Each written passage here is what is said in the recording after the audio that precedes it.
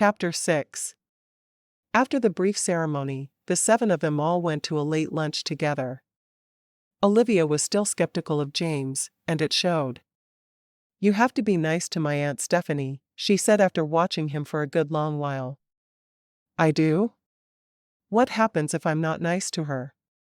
James was curious about the kind of threat a small girl could come up with. "I will kick you, and hit you, and pull your hair, and then I'll have Aunt Brittany and Uncle Matt do the same. I love my Aunt Stephanie." "That sounds really scary." "I guess I'll have to be nice to her. I can do it if I try hard enough, right?" Olivia nodded gravely.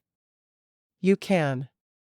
Stephanie was more than a little surprised by the fierce loyalty the little girl was showing.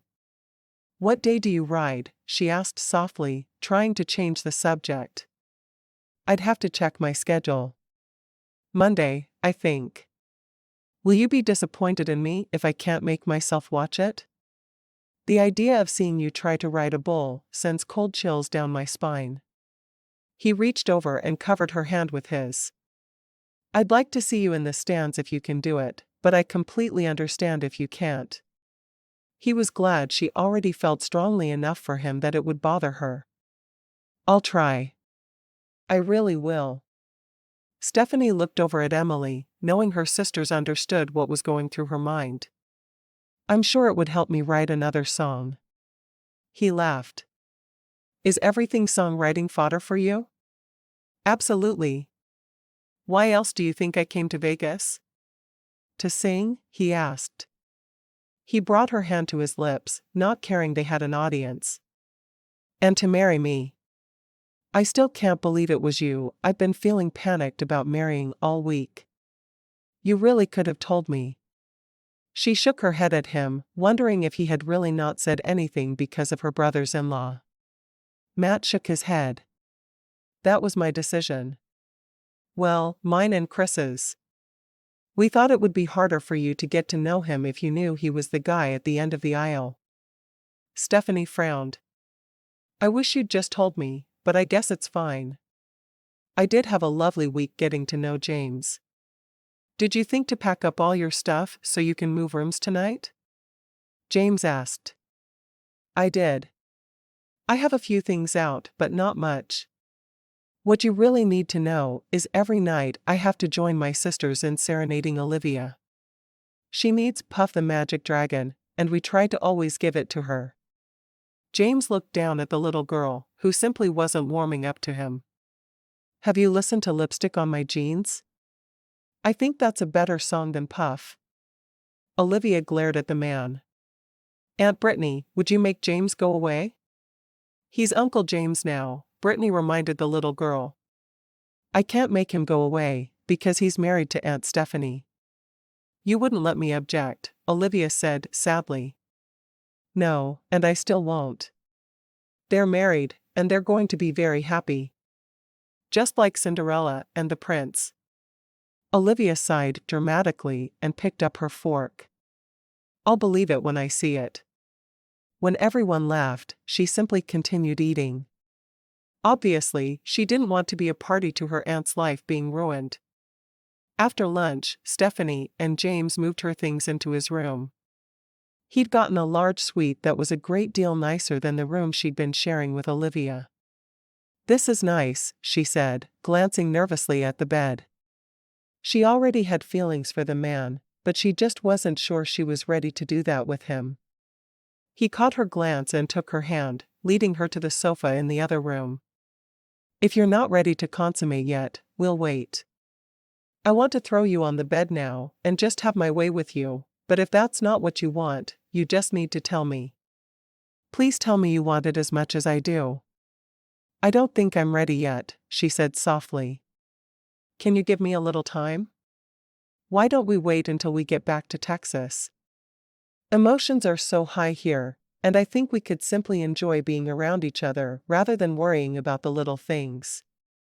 He was disappointed, but he could truly understand her nervousness. They'd only known one another for a few days. "Little things? Sex isn't important to you?" He threw back his head and laughed. Oh, honey, sex is very important. But it's not important enough to have you nervous the whole time we're here.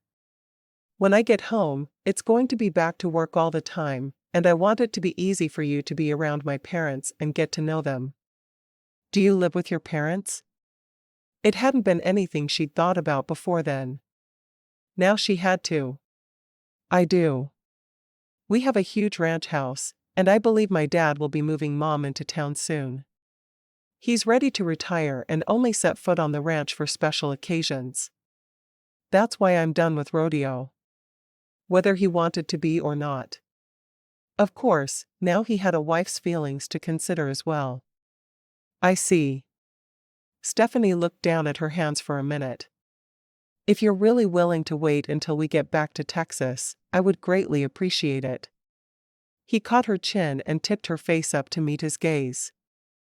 I am more than willing. As long as I get to keep kissing you and trying to convince you that you want to be in my arms forever. She laughed softly. I think that's a good arrangement. She leaned toward him, raising her lips to his, and he wasn't about to refuse that offer. His mouth lowered on hers, and he put his hands at her waist, pulling her toward him.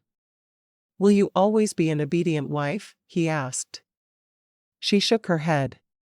Probably not. And I'm going to be on the road some. I'm sure you will. I heard you sing last night. Don't worry, though. I'll be there, keeping the AC on for you. Stephanie grinned. Instead of the fire burning? Who wants a fire in Texas? He winked at her. Well, maybe we do. It is December, and we do have the chance to sit in front of that fire together. I like that idea. She genuinely liked the man beside her, and she wasn't terribly nervous around him. It was a miracle to her way of thinking. What are we doing this evening? Do you want to take in a show? I would love to see the Blue Man Group. That actually sounds like a lot of fun. I've always wanted to do Coney Island on New York, New York. That could be fun. Oh. You want to go full tourist? Well, let's do that. I'll make reservations for dinner, but we'll spend the rest of our time wandering around, seeing the sights. I'm surprised you and your sisters haven't done that yet. Stephanie shrugged. It was hard, because we had to stay focused on the concert. Now that it's over, I feel a lot freer. I'm sure we'll both feel that way after your ride. She leaned forward to rest her forehead against his shoulder. How important is it to you to win? He shook his head. I needed to make it here this year, but I truly don't care if I win or lose. I want that one last ride, and I'd like to do my full 8 seconds, but if I don't, the world doesn't end. That's a good thing. I don't want you stressing about winning it. She looked down, realizing just then she was still sitting there in her wedding dress. I need to get out of this thing, so I can wear tourist clothes. Before you do, I need to tell you something. James watched her get to her feet. Oh yeah? It struck Stephanie that if he was any other man in the world, she'd be a lot more nervous. There was just something about James that set her at ease. You are the most beautiful bride I have ever seen. I'm so proud to be your husband. I was thinking about backing out of the wedding when I talked to your brothers-in-law. They made the connection and talked me into going through with it. Stephanie sighed. I feel like I've been living in a fog all week. I should have realized something was up. Maybe you didn't want to. He brushed his lips over hers. Change, and then I'll change. I'll make reservations, and then we'll walk up and down the strip. I bet we could even catch a gondola ride at Venice. That sounds like a lot of fun to me. Do they do that? You've never been to Vegas, have you? She shook her head. Never. Struggling singer here. He laughed. You're not anymore. Change. She opened her suitcase and wished it was already unpacked, but she'd have to do that later. She plucked out a pair of jeans and a t-shirt. That would be perfect as soon as she figured out how to get out of her dress. As soon as she was dressed, she walked into the bedroom and reached for her socks and shoes. She sat down to put them on, and he watched her for a moment. He was still in his suit from the wedding, and he really wanted to change. But he also wanted to just stand still and watch his beautiful bride. He took his turn in the bathroom, putting on clothes very similar to hers, but adding his cowboy boots and hat. When he stepped out, she looked at his boots with a frown. "Those aren't going to make your feet sore?" "My boots? Never. I wear them for everything." He grabbed 2 room keys and handed her one. "There you go. Now we can both get in. I'll lose mine in about 15 minutes. My sisters have always held on to my room keys for me so that I wouldn't have a chance to lose them. It's silly, but I can't seem to keep my hands on anything." "Very silly," he said with a wink. They held hands as they walked toward the elevator bank and through the casino to the front lobby. "You don't want to gamble?" "Sort of. I want to put $1 in a machine in every casino we go into. I can't ever spend more, and I have to cash out whatever I win." "That sounds like fun gambling to me." He grinned at her. "You have your own way of doing things, don't you, my sweet Stephanie?" "I guess I do." James immediately led her down the street toward Caesar's. It would be a good place to start out, as far as he was concerned. Then everything else would have to measure up. All of the hotels there were nice, but he liked Caesar's the best. He watched her face as they first walked in, noting how she looked at the sky above them and all of the splendor. "I'm told the spa here is amazing, if you want to give that a try while we're here." "You wouldn't mind?" He shook his head. "If it makes you feel good, I think you should do it." He said the words with his lips pressed against her ear, and she felt a tingle run through her. "I like it when your lips are against my ear," she told him. James smiled. "Well, I'll have to keep that in mind when we're not in a crowded casino, now won't I?" "I think that might be wise." Stephanie knew she probably shouldn't tell him everything he did that she liked, but he wouldn't hurt her. She knew that for certain. Dr. Lashiel had matched her with the only man she'd ever met that she'd have chosen for herself. The woman had done an excellent job, and Stephanie didn't feel alone for the first time in her memory. Chapter 7. By the end of the evening, they were both worn out, but Stephanie had made a revelation. She'd finally found a man she wasn't afraid to be alone with. To her, that said it all. As they walked back to the room, she asked James something that had been on her mind all day. "Why did you contact matrimony?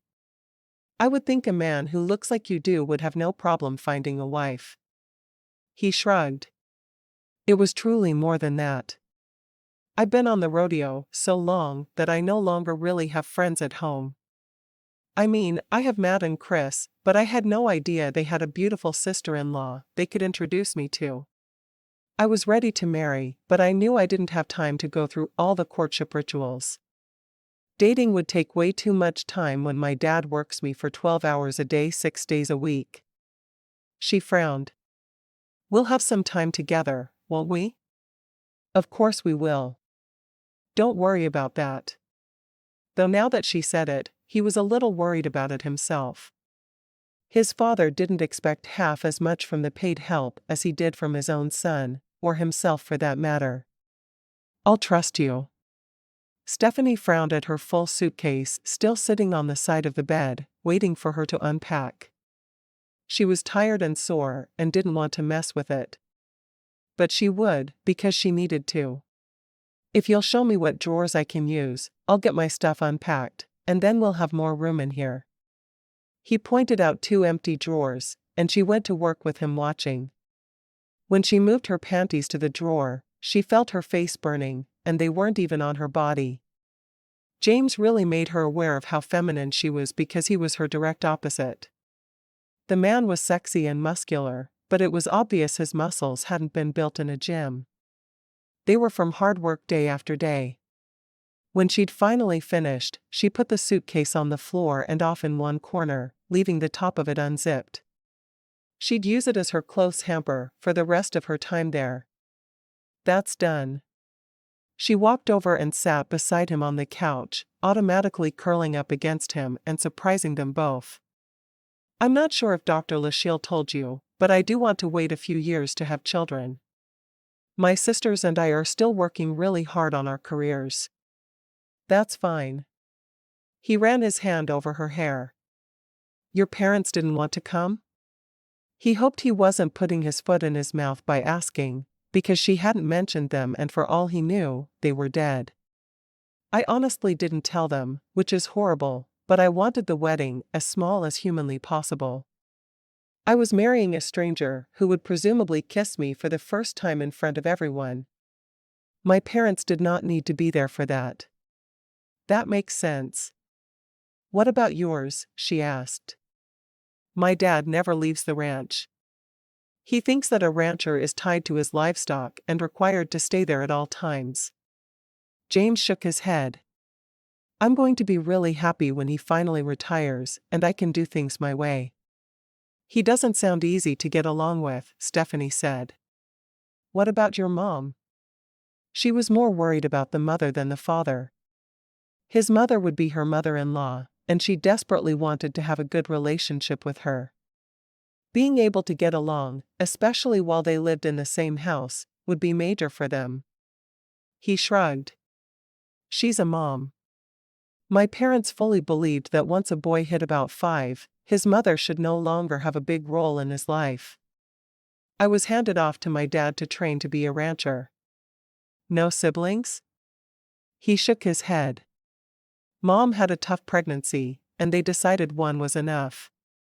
They did make it clear that if I'd been a girl, they'd have had to try again. He sighed. My parents are throwbacks from the 19th century. It sounds like it. I'm nervous about meeting them. Don't be. You'll mostly deal with Mom, and she's pretty passive. She has to have been married to Dad for over 30 years. He wrapped his arm around her shoulders. So, tell me when you decided you wanted to be a country music singer. Stephanie smiled. She knew it was all written in their bio, but she was a natural storyteller when she was comfortable with someone, and she loved the idea of telling him. So, when my sisters and I were in 4th grade, we decided to enter our elementary school's talent show. We didn't know what our talent was, so we tried lots of different things. We were hula hooping in unison, dancing, doing cartwheels, and generally making nuisances of ourselves. I remember we were taking a break from all of that in the backyard and listening to music, because Brittany has always listened to music constantly, when the song Goodbye Earl came on the radio. Emily got up and started singing it, and Brittany and I joined her. We were belting out that song like only a child who doesn't believe anyone is listening can do. She shook her head. So, Mom comes out of the house, one hand over her mouth, staring at us. I didn't know you could sing. Brittany shrugged at her. We're just messing around. Mom told us we had a real talent. When she said the word talent, we knew it was time to take our singing to the show. We worked in our backyard on that song for 2 solid weeks. And then we got up at our elementary school talent show and sang Goodbye Earl. The principal was mortified, and honestly, so were Mom and Dad. He laughed. I can just see 3 identical little girls with blonde hair and the prettiest eyes I've ever seen singing that. I'm sure you shocked every adult in the room. Oh, trust me. We did. The other kids were on their feet, acting like it was a rock concert. Oh, it was amazing. My very first dose of applause, and I feed on it like the others do, I think. James eyed her curiously. I'm really surprised you're not more afraid on stage. Oh, I don't think I could ever climb onto a stage without my sisters beside me, and I like to be back from people. If I can't see them, that's better. But I do love hearing them. I'm sure it's strange, but that's how my mind works. Stephanie looked at him. I'm usually incapable of talking to men at all. I was worried even after our wedding today that as soon as we were alone, I'd lose the ability to speak. You've surprised me in a lot of ways. I'm glad. I would hate to have to carry on conversations with myself. Yeah, that could get awkward, especially if you didn't understand what the other person was saying. He grinned, laughing softly. I genuinely like you, Stephanie Nixon. She was startled when he said her new name. She hadn't thought of it yet. I guess that is my name now, isn't it? It is. It suits you. He leaned toward her and kissed her softly. She put her hands at the back of his neck, feeling the springy hair there under her fingertips. Touching him was pure joy to her. How had she gone so long without ever touching a man? James was awfully special. She rested her head on his shoulder, yawning and trying to hide it but not able to completely. She was not used to being up so late, except after a concert. You need sleep. Let's turn in. It was at that moment that Stephanie realized there was only one place to sleep.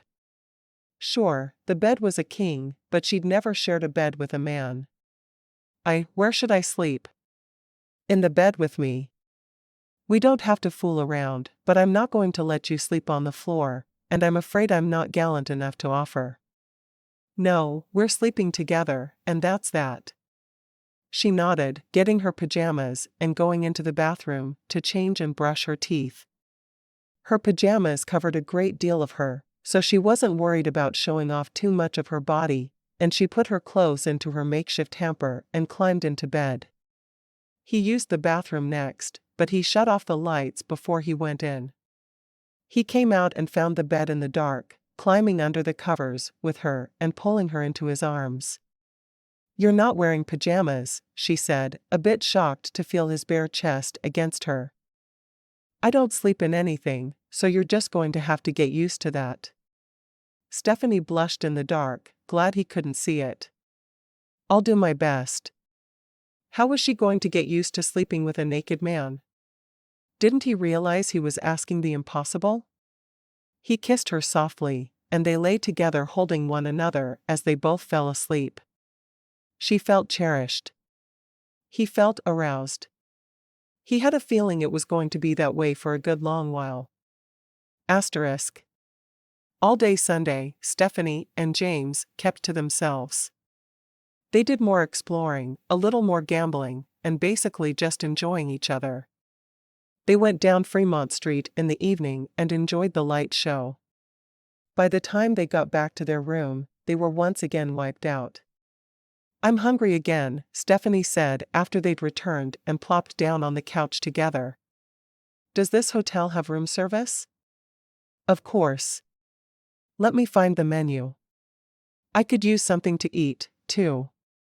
James got up and found the menu for her, and she read over it first. I'm just going to do a burger and fries.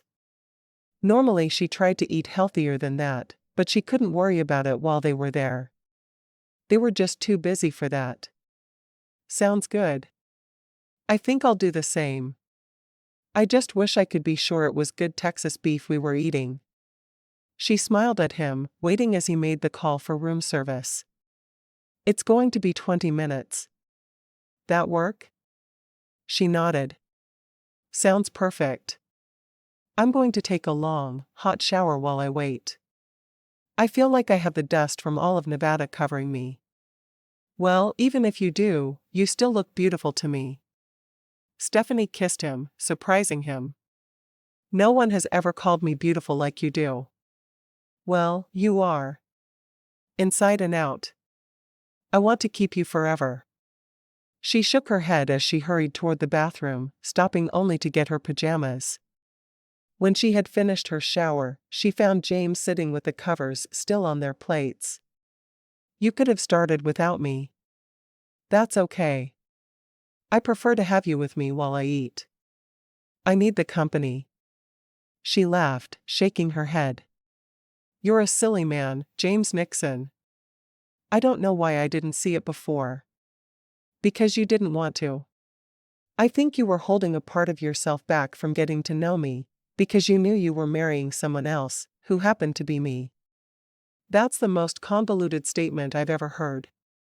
You think? I could try harder if you want. She laughed, shaking her head. I just want to eat and sleep. I believe I can accommodate that. Chapter 8. James finished third in bull riding, and Stephanie worried he'd be upset with himself.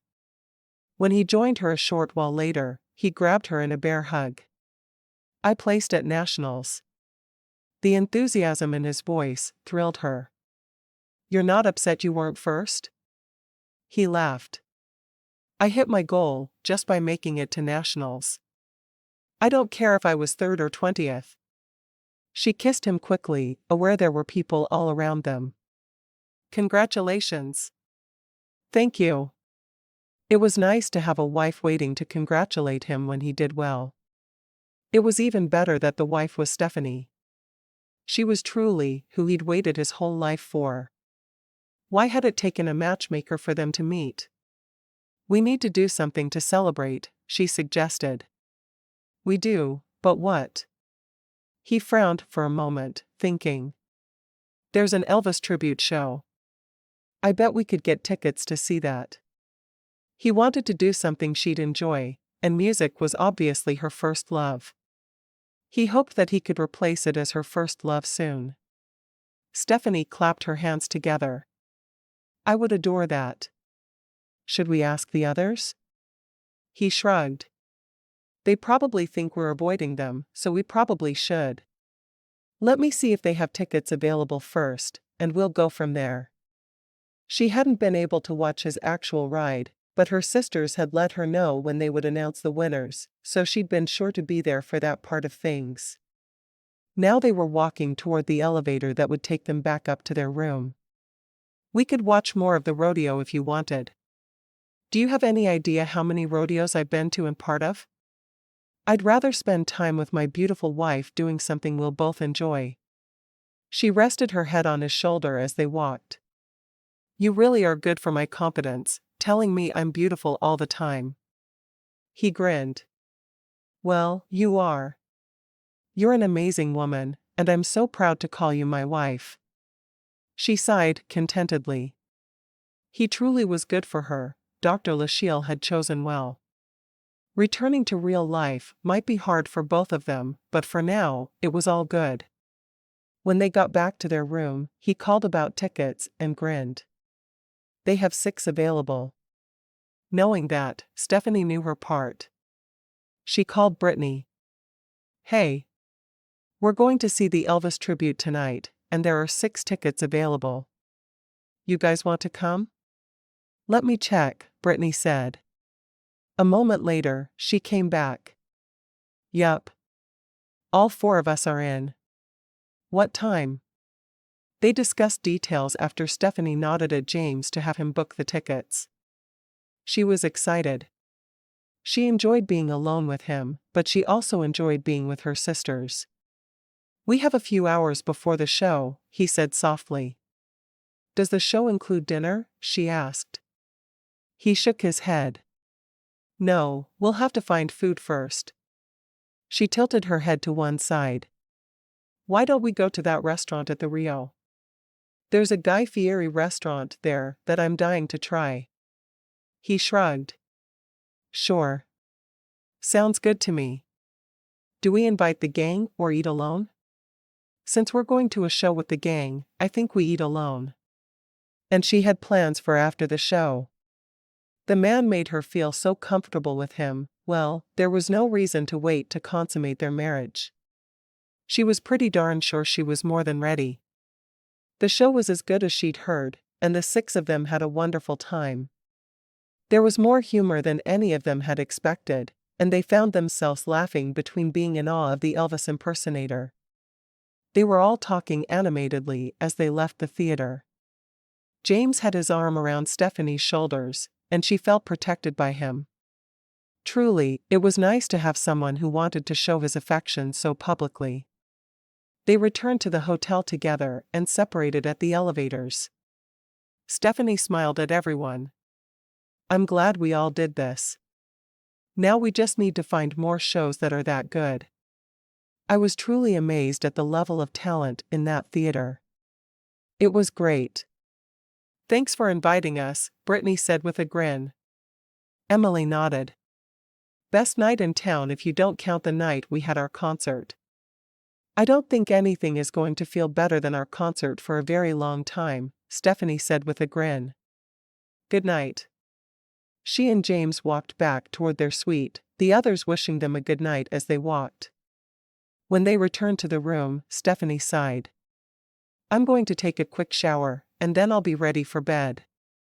James nodded, collapsing on the couch to wait for his turn. He was already falling for his sweet wife, but he sure wished she was willing to make love.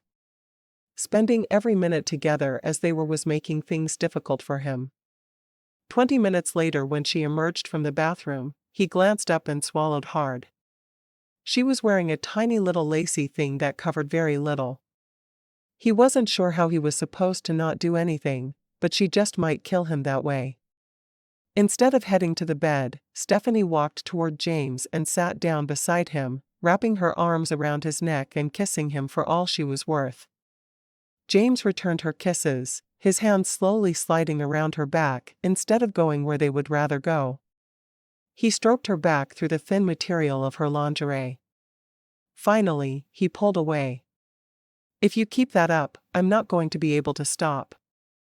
I don't want you to stop. He looked into her eyes for a moment. Are you sure? She nodded. There's no reason to keep waiting. I don't want to wait anymore. He let out a breath. I'm so glad. Pulling her closer, he took control of their kisses, his hands roaming over her back and moving to the sides of her breasts. He moved slowly, worried that he would frighten her. Nothing he did seemed to scare her. Within minutes, they were sprawled on the bed together, and his hands were all over her. Can I take this thing off? She chuckled. You were supposed to like it. I love it. But I want to get to your bare skin. She sat up and helped him remove it, her hands going to the buttons on his shirt. She helped him pull it off, running her hands over his chest. A long while later, she lay curled up against him, her head against his shoulder. Where did this bruise come from? She asked, her hand on his ribs. My ride today. I never finish a ride without bruises and cuts all over me. This scar? She asked. Same. You'll find I'm covered in scars. I hope Keanu Reeves was right when he said in that movie, chicks dig scars. She giggled. What movie? I have no idea. One of his movies.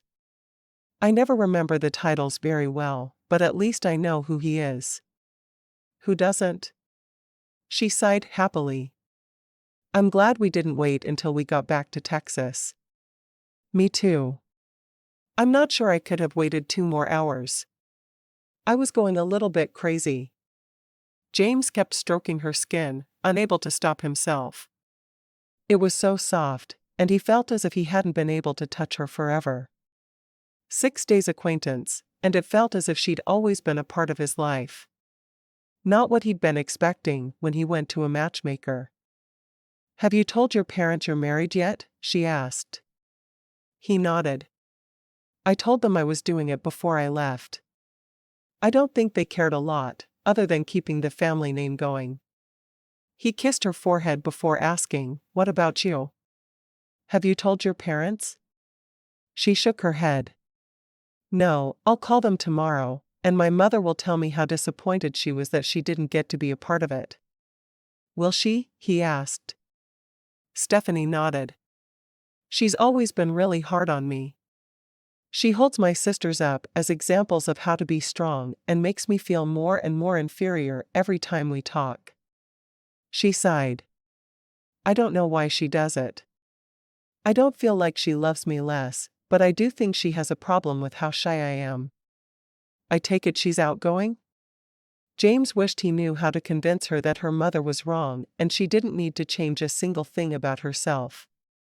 She was as shy as me when she was in school, but now she's the director of the women's group at church, and she teaches an adult Sunday school class. I think maybe she pushes me so hard because she used to be like me. I can understand that. She wants you to get to a point where you're stronger on your own. I don't like it, but I can understand it. Stephanie sighed. Well, for tonight, I don't need to think about her anymore. It's just you and me. I like it this way. We can stay locked in here alone until we go home on Sunday. Would that be good? That would be wonderful. But I don't want to have to explain where I've been to my sisters, because they'll tell their husbands, and I'll live in a perpetual state of embarrassment for the rest of my life. That's probably not a great idea, then. It was worth a shot. I'm not saying we can't spend lots of time in here, thought. My sisters aren't going to question honeymooners as long as they know I'm still breathing. I think it's time I made you feel out of breath again. She laughed. I think I would like that a great deal. Asterisk. Sure enough, when Stephanie called her mother the following afternoon, the response she got was negative. I can't believe you flew there, knowing you'd marry, and you didn't bother to tell your father and me. I missed my baby girl's wedding. Stephanie sighed. You got to go to Emily and Brittany's. I didn't want that many people there when I married. I knew I'd be more nervous than ever. How did you even meet this man? He's not another bull rider, is he? You girls and your bull riders. Chris and Matt introduced me to him, and yes, he's another bull rider. He won 3rd place here at Nationals. The shock was clear in her mother's voice. Do you have any idea how hard it's going to be married to a man who rides the rodeo circuit? At least your sisters had enough sense to marry men who were done gallivanting around that way. It was his last performance, Mom. He's a rancher now, but he qualified for Nationals before he retired, so this was his last ride. Stephanie looked at James, who had just come out of the shower and had a towel slung around his neck but nothing else on. She couldn't help but grin. On the plus side, our concert went great, and we've sold thousands of CDs. I guess there's no hope that any of you girls will give me grandbabies anytime soon. At least I have Olivia to tide me over. She likes me. Stephanie gave up. She wasn't going to have a pleasant conversation with her mother no matter what she did. She does like you, Mom. She winked at James. James is out of the shower now, so I should spend some time with my new husband. I expect to meet him as soon as you get home. Do you hear me? Yes, Mom. I hear you. I'll make sure we call and come by for Sunday dinner sometime soon. Bring your sisters and Olivia. Stephanie shook her head.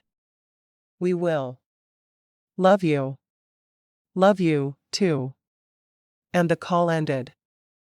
Chapter 9. The flight home was uneventful, and with some creative seat swapping, Stephanie was able to sit beside James for the flight. His truck was parked at the airport, and they headed straight to it after picking up their luggage. Many of their things had come home with the band, so it was easier, and she knew she'd be seeing the band for rehearsal the following evening. When they got to the ranch where he lived with his family, she was nervous about meeting her new mother-in-law. She wasn't as nervous about James's father, because she knew that he would find her beneath him. From everything she'd heard, she just didn't expect the man to even notice her. Can we hide in the car for a while? Maybe go to my apartment in the Woodlands and stay there for 6 or 7 years, she asked. He laughed, reaching over and squeezing her hand. I promise, it's going to be just fine. They won't bite you. They want grandkids. He grabbed both suitcases and walked toward the front door, which was situated atop a beautiful wraparound front porch, with a swing right outside the door. He let her precede him inside, calling out, Mom. Dad. We're here. His mother came out of a room Stephanie had to assume was the kitchen. She was wearing a dress and an apron of all things. Her mother seemed to her like a throwback to another time, and Stephanie had never seen her in an apron. His father walked into the room with a newspaper in his hands. "So, I guess you really did marry someone." James nodded. "Mom, Dad, this is Stephanie." "Stephanie, these are my parents." Stephanie fought back her fear and found her voice. "It's nice to meet you, Mr. and Mrs. Nixon." Mrs. Nixon frowned at her. "Why do you look so familiar to me? I'm sure I've seen your face before." "Well, I have two sisters who are identical to me, and you could have seen me on one of James's CDs. My sisters and I are a country music group called the Kelly Sisters." His father frowned at her. "You're a career woman?" The words dripped of disgust. Stephanie nodded, doing everything she could to keep her back straight when she wanted to cower before the man. "I am." He shook his head. "You screwed this up, too, James. You were supposed to marry someone who wanted babies." Stephanie didn't correct him and instead stood staring at him, meeting his gaze. James smiled, pleased she wasn't scared. "Do you think you saw her on CDs, Mom?" "I do think so." "You have one in your room, don't you?" "One in my room and another in my truck." Stephanie and her sisters are very good at what they do, and Stephanie writes all their music. She's truly a wonder. "My sister and I write our music," Stephanie said softly. "Brittany writes the music, and I write the lyrics." His father sighed. "When's dinner, Molly?" Molly Nixon looked at her husband for a moment.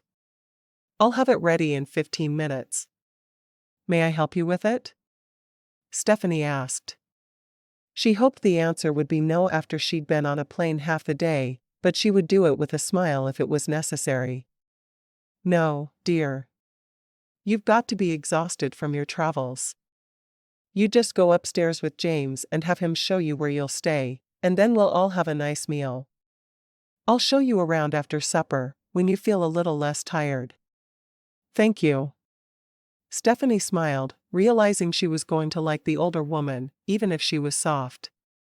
She followed James up the stairs to their bedroom, and he led her inside. The room was huge. "Your house is a little intimidating." He laughed. The house was built with 2 master bedrooms so 3 generations could live here. "This is just one of the masters, and my parents have the other." "Is one nicer than the other?" she asked, wondering just what her place would be in the odd family she'd found herself a part of. He shook his head. "Nope. They're just about the same. We have a master bath and 2 huge closets in the bathroom.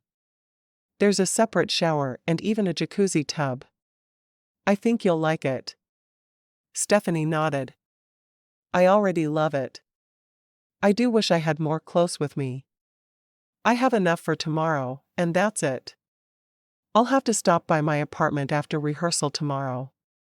"Rehearsal tomorrow already?" he asked, frowning. "I was hoping we could take a couple more days so you could learn the ranch and everything in the area. I could do that during the day, but I'll need to leave for rehearsal by probably 4. It'll give me a reason to get clean clothes, though. I am going to feel weird doing laundry in your mother's laundry room." James walked to her and wrapped his arms around her. "Don't. Everything here will feel like it's yours as soon as they move out, and now that we're married, I hope that will be soon." "Are you sure?" She glanced at the bed.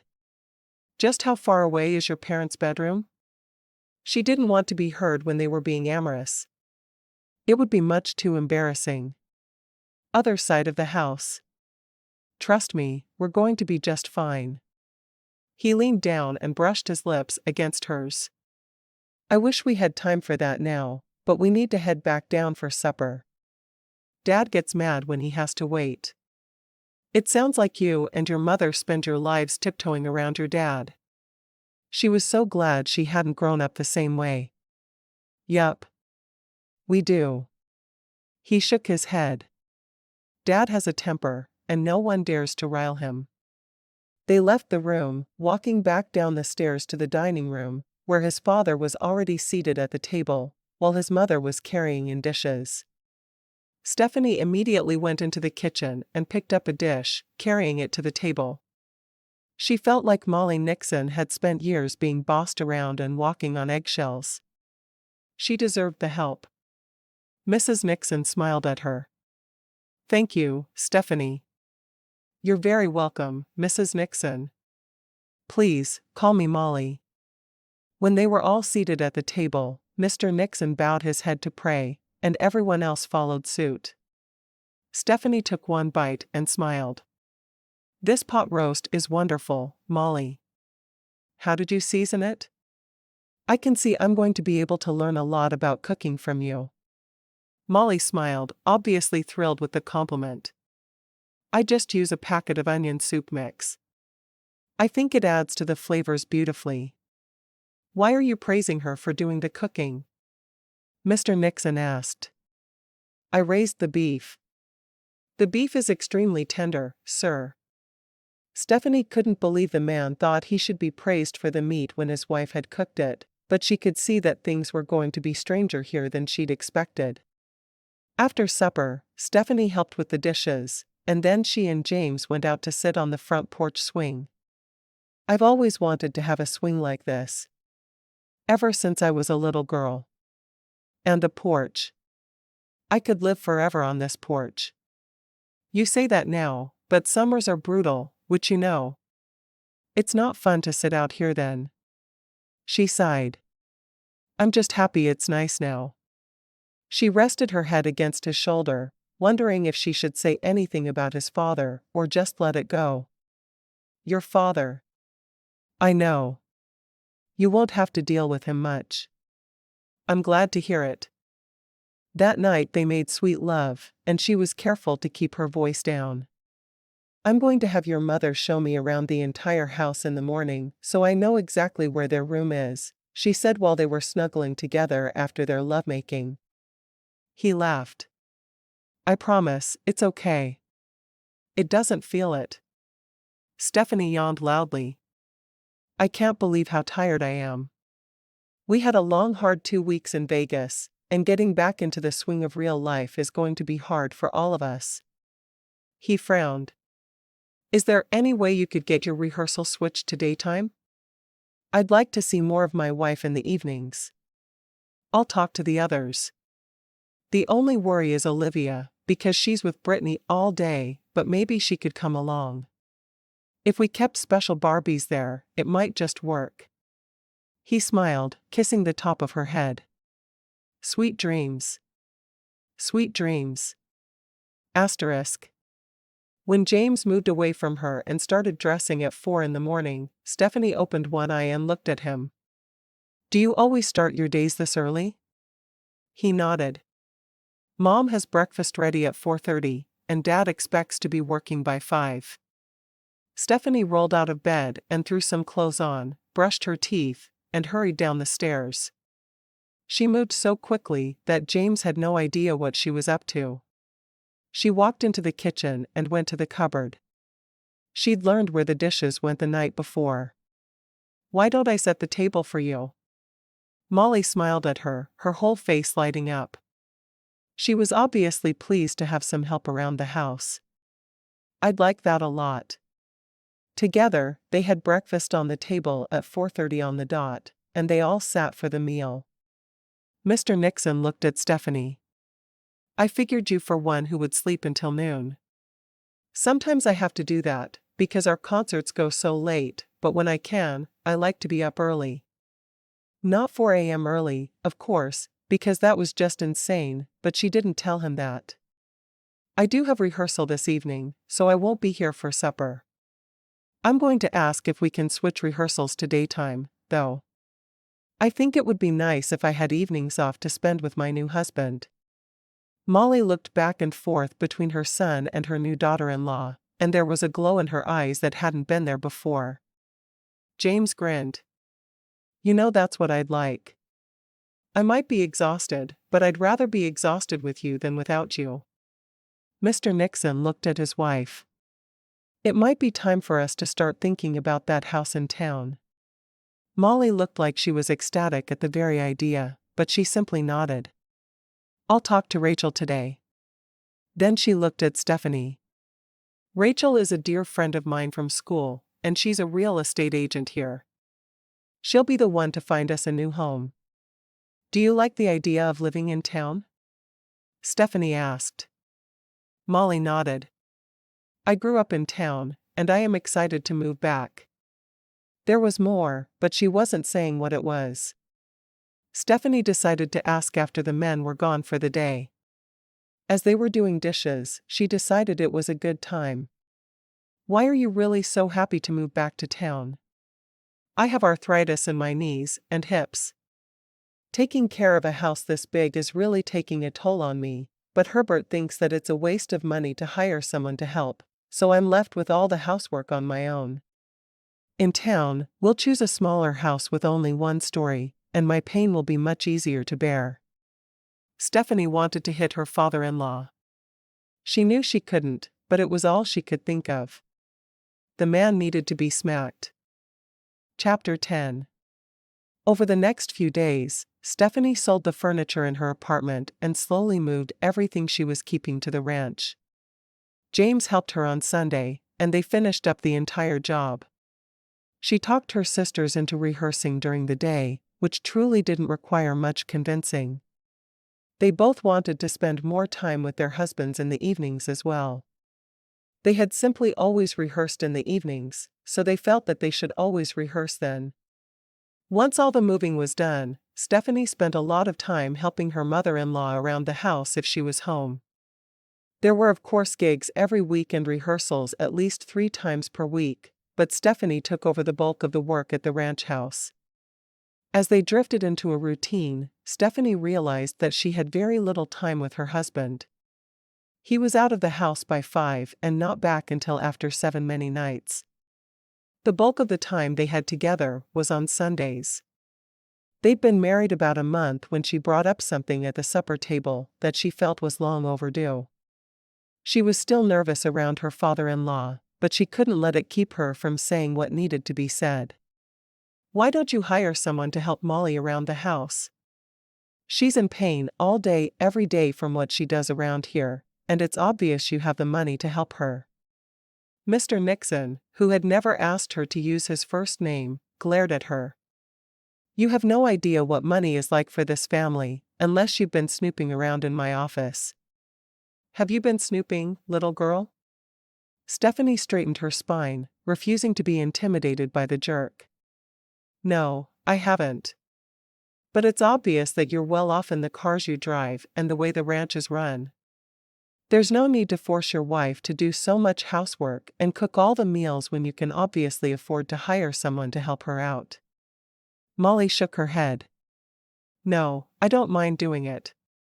Stephanie sighed. I know you don't mind. You think it's your responsibility, but the truth is you're hurting yourself more every single day. You shouldn't be doing so much. You'll keep your nose out of it, Mr. Nixon said, glaring at her. What if I want to hire someone to help with my money? I have a good deal in savings after the shows we've had this year, and there's another big one coming up. I can afford to help. Mr. Nixon finished his food, and Stephanie realized then that James had said nothing against her, but he hadn't said anything for her, or his mother, either. You will not turn my wife into someone as lazy as you are. He threw his napkin on the table and stormed from the room. Stephanie shook her head. Lazy? Molly sighed.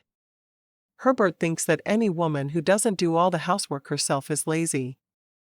That's why we've never hired anyone. I'd like to see him do all the work you do. Stephanie was annoyed with her father-in-law, but she found she was even more annoyed with her husband. Why did James allow his father to treat everyone in his path the way he did? It didn't make sense to her, and she was fed up with it. I want you to sit here while I do the dishes tonight. I saw the way you were favoring your right hip earlier, and I don't think it's a good idea for you to get up and clean. Molly bit her lip for a moment, and Stephanie knew her pain must be really bad, because she eventually agreed. While Molly sat and talked quietly with James, Stephanie got up and cleared the table, loading the dishwasher. She was honestly surprised her father-in-law had even allowed his wife to have a dishwasher and other modern appliances. With his attitude, she thought he would expect his wife to go down to the river and beat the clothes on rocks. As she worked, she built up a real disgust with the situation.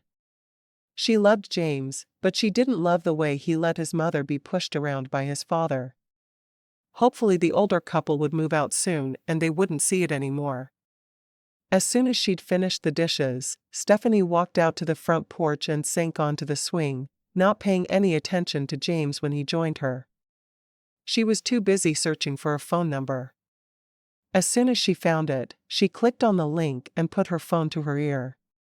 "Yes, I'd like to schedule someone to come in and clean 3 days a week." James looked at her with surprise, but he didn't stop her. When she was finished with the call, he put his arm around her, but she pulled away from him.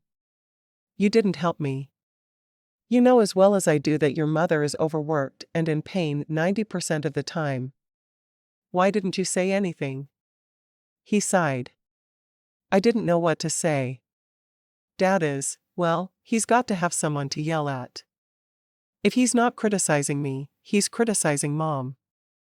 I try to keep him angry with me all day so Mom's evenings will be better, but by the time I get to the house, I'm all fought out for the day.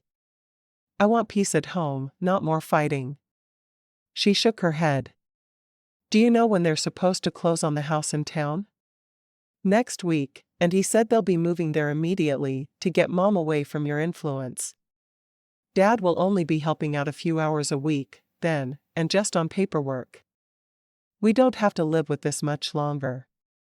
But your mother does. She's going to live with this the rest of her days, because she won't fight him. If he says something, it's gospel. Period. You're right, but you have to remember, she chose him. She's chosen to stay with him, too. I've told her that when they move, if she wants to stay here with us and divorce him, we'd both be in favor of it." Stephanie nodded. "I'd be happy if she stayed. I hate that you can't stand up for yourself against him either. Trust me. I stand up to him all day, every day. That's why I'm too tired to do it at night." He looked at her. "I know this situation is hard on you. Do you want to go stay with one of your sisters until they're gone?" She shook her head. "No, I'm where I'm supposed to be. Sitting beside the man I love. I just wish there was something I could do for your mom." "I do, too. But I have to let her make her own choices." James had wished for years he could get his mother away from his father, but she wasn't budging. She believed very strongly in "till death do us part." He sighed, and then slowly looked at her. "Wait. Did you just tell me you love me?" She laughed. "Took you long enough. I think I was in love with you before I ever married you, and I know I was in love with you before I did you. Yes, I love you, James. I'm not in love with your father, but I love you." He laughed. "I can't imagine anyone being in love with Dad." He wrapped his arm around her. "I love you, too, you know. And I really appreciate that you were trying to change things for Mom. I wish she'd get the knee replacement the doctors keep talking about, but she's scared about taking time off from the house. Then she needs to do it, and I'll go to their house and clean every day. I'll have a maid here, so it won't be so bad." She winked at him with a grin. "You have the answers to everything." Epilogue. 7 years later. Stephanie looked around her in absolute awe. "I can't believe we're singing at the Grand Ole Opry. This has been my dream ever since the principal had a conniption fit over our song choice at the talent show." Emily was napping as usual, but at least she had an excuse. She was pregnant. In fact, all 3 of them were expecting. They'd coordinated going off birth control when they'd turned 30, hoping they could all have babies around the same time. Emily was having a boy, Brittany was having a girl, and Stephanie was pregnant with twin girls. She hoped they wouldn't be identical, but she would still love them if they were. She certainly knew all about losing herself in her sisters. They sat backstage and waited for their cue to go on stage, and when they stepped out, it was to thunderous applause. After 4 platinum albums, none of them were even surprised by the applause anymore. They accepted it as their due. Emily stood in the center of the stage and spoke to the crowd. "Thank you for supporting my sisters and me. The past 7 years have been a whirlwind of tours, singing, and dancing, but more than that, all 3 of us have found the loves of our lives in that time, and we're here to celebrate our success and our sisterhood. This will be our last concert for a while, because I'm sure you can see, we're all about to start families. We will continue to make new albums, and Stephanie and Brittany will continue to write new songs, but there will be no concerts for a few years as we transition into the next phase of our lives. For now, we want to thank you for being there and supporting us during this phase." Emily wiped away a tear and sang the opening line to Changes. When the concert was over, they walked backstage and hugged the men who had changed their lives and the not-so-little girl who had made them all aunts. This journey was pausing, but the journey of their lives had barely begun.